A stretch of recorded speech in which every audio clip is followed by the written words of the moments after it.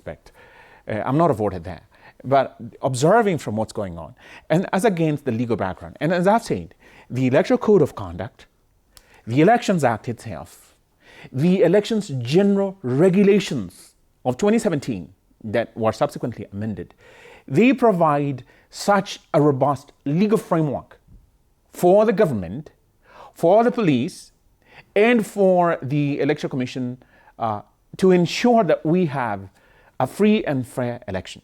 For instance, you are entitled under the elections general regulations to have two agents, one who is in the tallying and one who is in the ensuring that the voting goes on. Mm-hmm. Very well, you're entitled to that.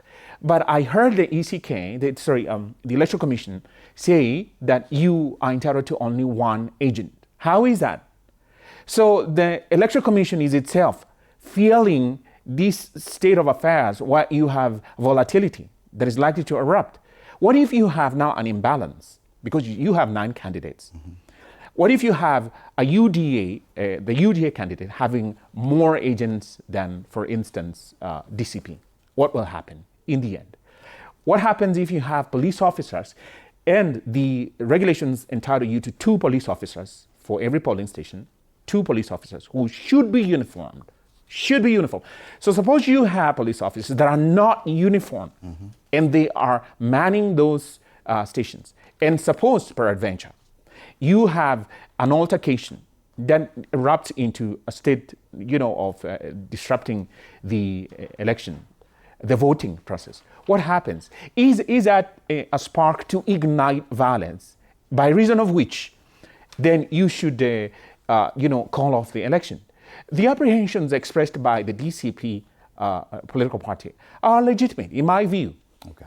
Because, and going against the background of the Electoral Commission saying, we will postpone this election. Excuse me.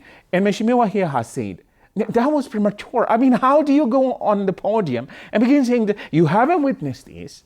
You do not have intelligence report telling you that this political party or that political party will and has the potential of doing so.